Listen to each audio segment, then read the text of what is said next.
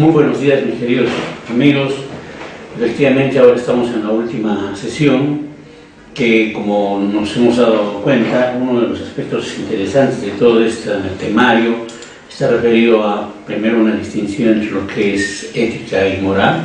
Ya sabemos que la ética es la teoría y la moral es la práctica.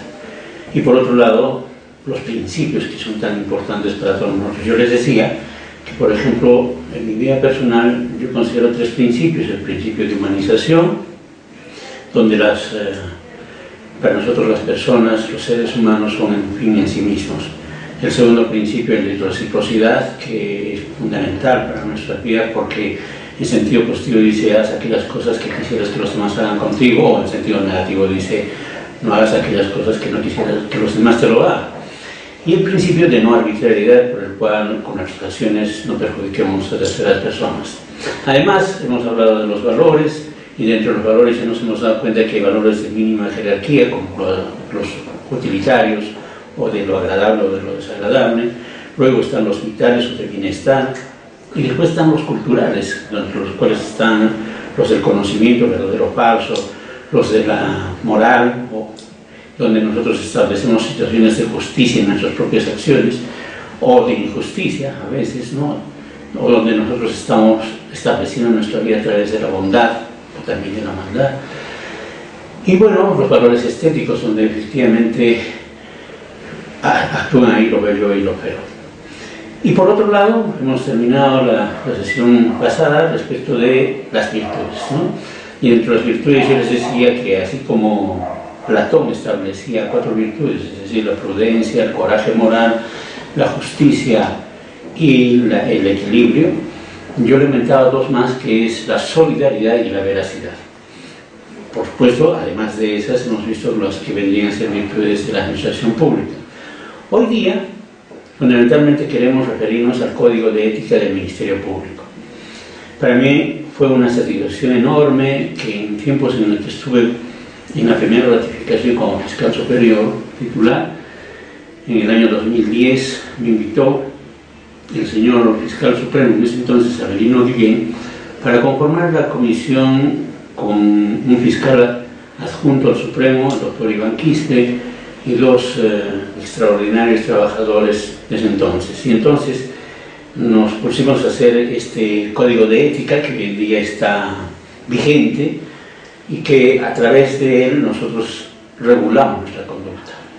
Y es importante recalcar este código de ética porque, como en algunos casos cuando yo estuve de jefe de control interno, pudimos determinar que habían conductas que, si bien es cierto, no podían estar dentro de las infracciones del artículo 23 del Reglamento de Control Interno.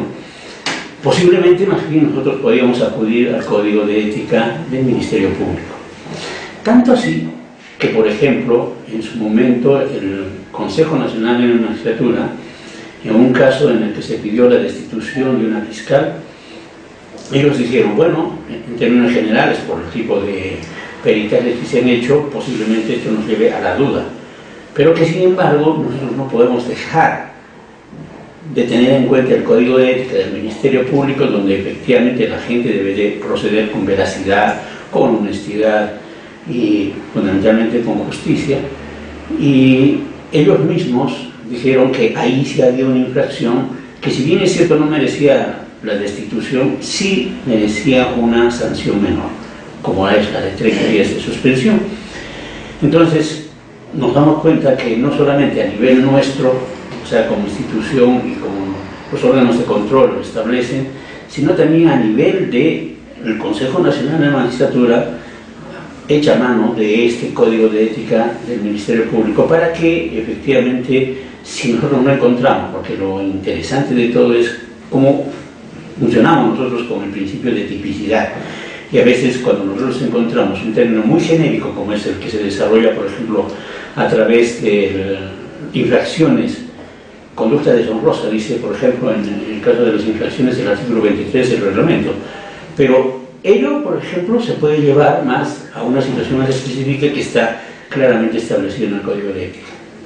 Por lo tanto, como verán, este Código de Ética está desarrollado más o menos con la misma noción que yo siempre he querido desarrollar estas mis clases para poder llegar a la gente. Es decir, por un lado, hablar de principios y valores. Sabemos muy bien que a la instancia de lo que hoy significaría una nueva corriente dentro de la filosofía del derecho está el pospositivismo. Y este pospositivismo, a diferencia del positivismo, nos está diciendo claramente que nosotros no solamente tenemos reglas, sino también tenemos principios y valores. Claro está que muchas veces esos principios también se convierten en valores. O sea, nosotros sustentamos nuestra vida en base a un quehacer habitual de costumbres de nuestra propia sociedad, donde propugnamos valores, pero que esos valores finalmente están positivizados, en este caso, por ejemplo, en la Constitución, y que eso se convierte en principios, y esos principios son los que finalmente vamos a aplicar. Ya se han dado cuenta ustedes varias veces que, por ejemplo, a través del test de proporcionalidad podemos nosotros hacer que entre dos principios que colisionan, uno de ellos tenga mayor intensidad, por lo cual, a través de del desarrollo, digamos, de todo este proceso del test de proporcionalidad, lleguemos nosotros a determinar una nueva regla, y esa nueva regla sea aplicada por todos y cada uno de nosotros. Pues bien, entonces, nuestra vida diaria y también los postulados de un Estado constitucional de derecho, nos damos cuenta que no podemos, por lo menos desde nuestro punto de vista, no podemos prescindir de hablar de principios y valores. Y por cierto, como no, de reglas. Por eso, que por ejemplo este código de ética tiene un preámbulo, tiene una segunda sección referida a los principios y valores, porque como les decía, indistintamente podemos hablar de cada uno de estos como tal. Por ejemplo, ustedes van a ver que en este código tenemos, por ejemplo, el principio o valor de humanidad, que eso es lo que yo, por ejemplo, siempre quería poner. O sea, consideremos siempre a las personas, claro, dentro de su dignidad como fines, nunca como medios. Nosotros no podemos hacer que las personas estén siendo utilizadas como una caja de cartón, como cuando, por ejemplo, se les introduce droga en el vientre para poderlo trasladar de nuestro país a Estados Unidos. Pues es tratarlos como objetos, y de eso nosotros no podemos permitir. Hablamos, por ejemplo, del término de justicia. Es un término, por cierto, muy difícil de definirlo en términos generales, pero tratamos de hacer una situación didáctica como para que nuestra ciudadanía, y además nuestra propia institución y los operadores dentro de nuestra institución puedan acercarse a una de estas instituciones. Por ejemplo, una de nuestras discusiones importantes acá era: ¿realmente nosotros llegamos a hacer justicia en sus términos cabales? ¿O será que gran parte de ellos, como es hacia la aplicación en un caso específico, lo que hacemos es llegar a hacer o aplicar equidad, ¿no? Pues cierto, y también se habla de una justicia distributiva, una justicia conmutativa, etcétera, que eso es parte de lo que, digamos, en términos generales debemos entender por justicia. Digo en términos generales porque si ustedes, y muchos de ustedes que se han introducido en la filosofía del derecho, se darán cuenta que tenemos libros tras libros respecto de el término o de este valor principio justicia. John Rawls, Tolkien, Santiago Niño, etcétera, etcétera. Casi gran parte de nuestros filósofos del derecho han hablado sobre la justicia, pero eso es una situación que, por ejemplo, aquí hemos querido determinarla para que no haya mayor cuestionamiento a eso. Hablamos, por ejemplo, como no, de la igualdad, donde nosotros no podemos soslayar estos aspectos tan importantes, y entonces no podemos nosotros aunarnos a ningún tipo de discriminación, no podemos, no debemos, a no ser, claro, lo más interesante de todo eso es a no ser que sea de una discriminación positiva o llamada también a la inversa, donde efectivamente a determinadas personas vulnerables, como son los niños, los ancianos, la mujer embarazada, etcétera, etcétera, o los mismos discapacitados, puedan ellos tener otro tipo de derechos que efectivamente, como desiguales, tendrían que requerirse para engrandecer un poco su vida.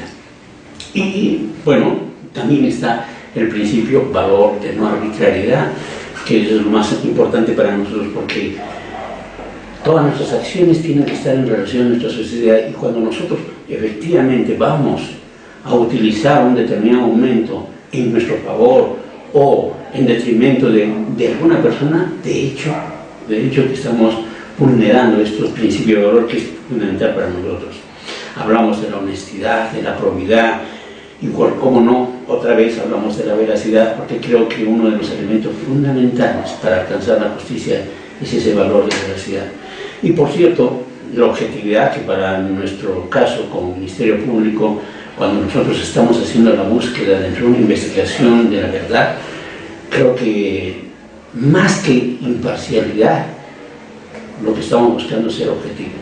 Ya les decía en la anterior reunión, significa objetividad porque nosotros no replasmamos ningún tipo de valor, no hacemos valoraciones, lo único que hacemos es recoger tal cual están los hechos, y que después eso sí se tenga que construir para efectos de que el instrumento esté claramente desarrollado. Igualmente, ¿no?, se habla de la independencia, de la imparcialidad, que ya estuvimos conversando antes, de la transparencia, de la prudencia que nosotros tenemos que tener como familia.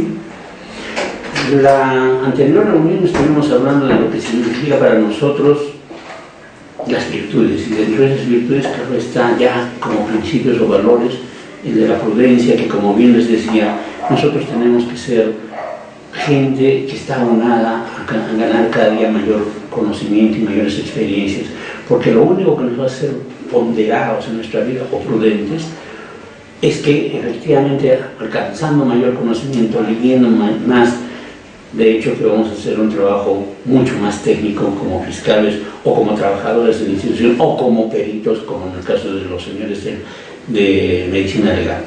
Igualmente tenemos la reserva, el decoro, el coraje moral, que varias veces yo les decía, por favor, si una de las cosas que nosotros debemos hacer es denunciar, porque acá lo más interesante que tenemos es que hay gente que no le está haciendo un gran favor a nuestra institución, sino por el contrario entran en estos actos de corrupción que nosotros deberíamos de denunciar. También está la responsabilidad, la competencia con la que nosotros siempre debemos de tener en todos nuestros actuales, la diligencia, la dedicación, porque eso es uno de los aspectos más importantes dentro de todo este desarrollo de nuestro trabajo. Y algo que me parece fundamental es el respeto. Creo que en nuestros tiempos, a través de esto que conocemos como poderes, ya sea a nivel nacional o local, etcétera, una de las cosas que nosotros no entendemos es que nosotros, cuanto mayor hayamos llegado a un cargo, deberíamos de trabajar de la manera más sensible y deberíamos nosotros demostrarle a nuestras demás personas la importancia de la consideración y el respeto que debemos tener como humanos, porque claro, el principio de humanización, es decir, tratar a las personas como un fin, eso es lo primordial. Entonces, si no hay un trato respetuoso, si efectivamente entre nosotros empezamos a hacernos una serie de situaciones que va en detrimento de ese ser humano, definitivamente no podemos caminar más. Por eso, y como estos dos valores importantes y principios, el trabajo en equipo y el liderazgo, van a funcionar solamente en la medida que nosotros sepamos trabajar con cada uno de estos valores y principios, y donde fundamentalmente el trabajo en equipo sea desde un líder democrático, de un líder que sabe escuchar, de un líder que junto con su equipo pueda efectivamente desarrollar su tarea de la mejor manera. Nadie es dueño de la verdad en sí. Lo que nosotros necesitamos cada día es construir una institución cada vez mejor, pero esa institución la vamos a construir en equipo. Nadie acá es una persona que pueda decir yo soy el único que puedo hacer, y no. Es cierto, y tenemos nuestro líder, como es el señor fiscal de la Nación, tenemos nuestros líderes dentro de cada uno de los despachos, ¿ya? A nivel de las fiscalías supremas, o a nivel de las fiscalías superiores, o a nivel de las fiscalías provinciales. Tiene que haber un liderazgo, pero tiene que haber un liderazgo democrático para que efectivamente sea un trabajo en equipo. Y bueno, de ahí hemos pasado a ver, acá le hemos denominado normas de conducta. Estas normas de conducta, que en el fondo son nuestros deberes, que a partir de esos deberes es que nosotros decimos,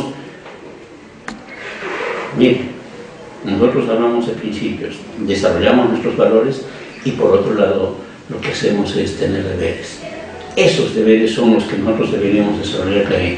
Es en base a ellos que nosotros vemos que efectivamente se puede concretizar más una conducta funcional de nuestras partes o cómo nosotros deberíamos actuar. Porque creo que lo más importante de un código de ética debería de ser siempre el hecho de la prevención. Cuando nosotros lo leemos, cuando nosotros lo desarrollamos, lo más importante de ello es, entiendo de qué se trata esto.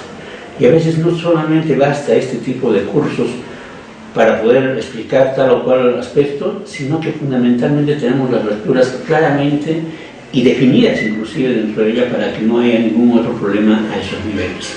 Dentro de las normas de conducta decimos lo más importante es que nosotros tengamos que tener en cuenta los principios, valores y deberes plasmados en este código de ética. Después decimos que nosotros debemos de actuar dentro de nuestras funciones con cuidado, puntualidad, oportunidad y orden. Porque ese es uno de los aspectos que también va a hacer que nuestro trabajo en equipo sea el mejor. Después también hablamos que los fiscales deben ser o actuar con honestidad, porque uno de los aspectos más importantes ahí es nuestra imagen. Y ya reiteradamente les he dicho la importancia de que nosotros con el coraje moral podamos denunciar, porque una de las cosas más importantes es que, como dice el adagio, no solamente hay que serlo, sino parecerlo, porque nuestra sociedad nos ve a nosotros como que estuviésemos en una vitrina y todos nos ven, todos nos están observando. Y entonces lo que tenemos que hacer nosotros es dar nuestra mejor fórmula de vida de lo que somos en sí, no de lo que aparentamos, sino de lo que somos. Igualmente, debemos de mejorar el prestigio de nuestra institución. Como ustedes saben, es difícil mantener un prestigio dentro de nuestras instituciones donde tenemos que darle la razón a una de las partes.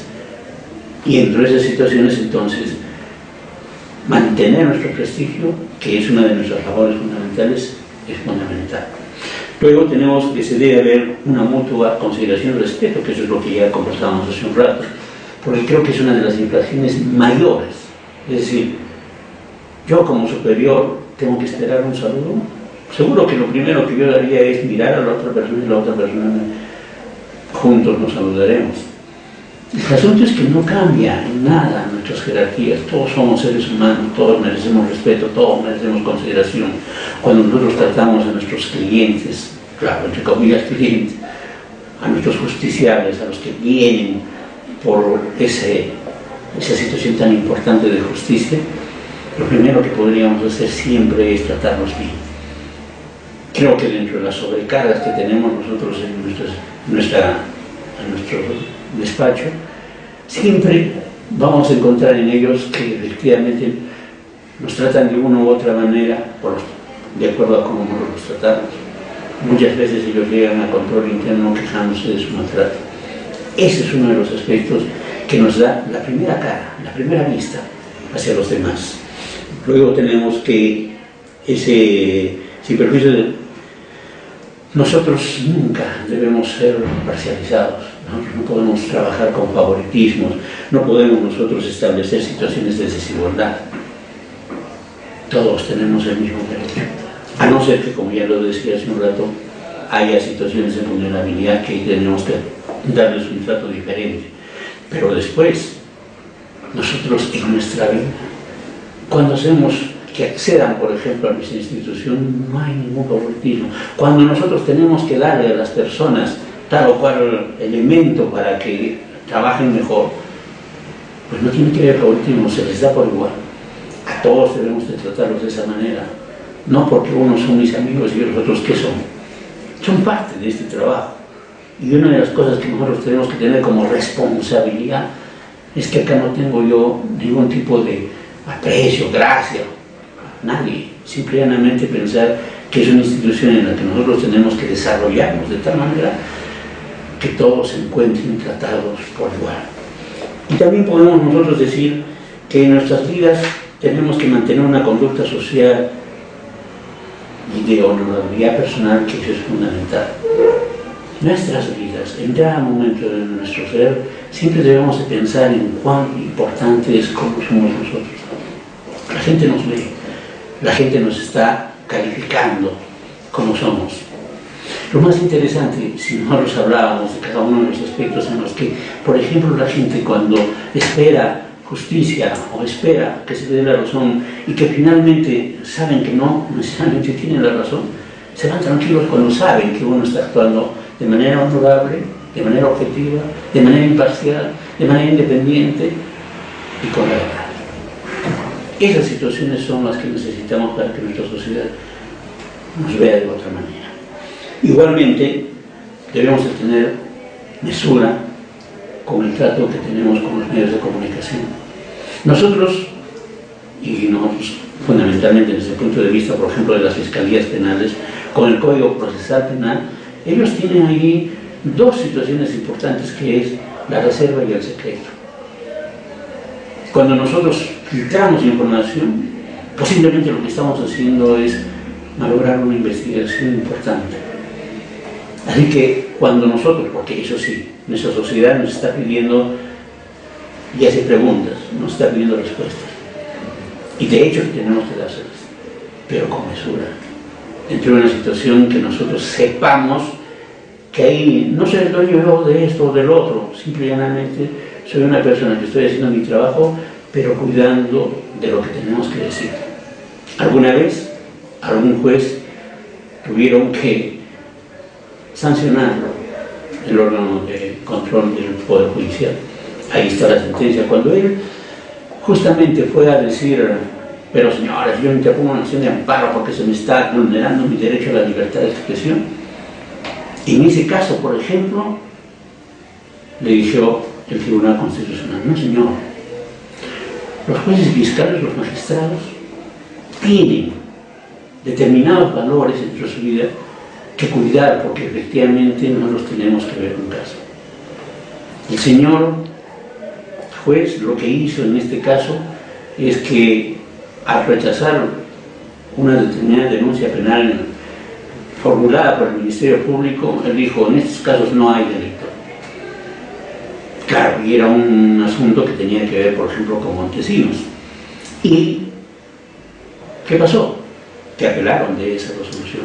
Pero en el interín de la apelación, él se fue a un medio de comunicación a establecer su posición, a defender su posición. Y al último, ¿qué pasó? Que la segunda instancia le dijo, no señor, usted tiene que abrir investigación.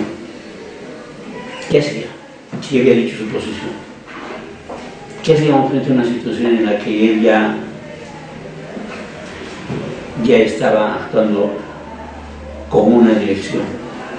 Y miren que en ese tiempo, con el Código de Procedimientos Penales, ellos hacían investigadores, por eso es que se llamaba la etapa de instrucción.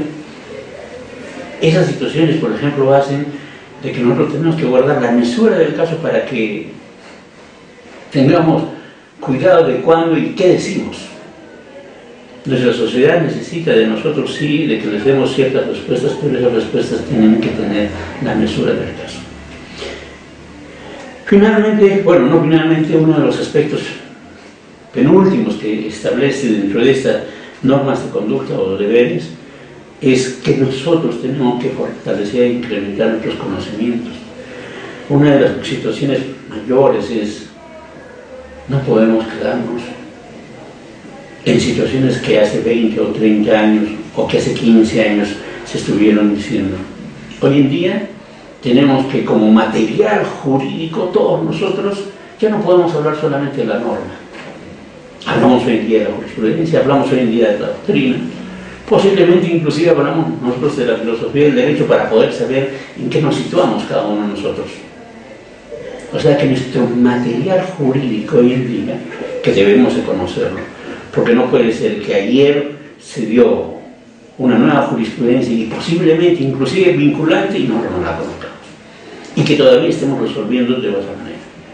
Entonces, actuar con conocimientos, incrementar nuestras habilidades, hacer que nuestra vida sea más dinámica, va a hacer que nuestra institución también pueda decir, nosotros no estamos acá improvisando, estamos con gente técnica, y esa gente técnica sabe lo que tiene que hacer.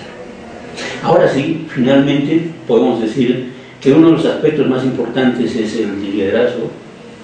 centrado, por supuesto, en un trabajo en equipo, porque lo único que necesitamos es una mística institucional donde efectivamente cada uno de nosotros debería ser realidad.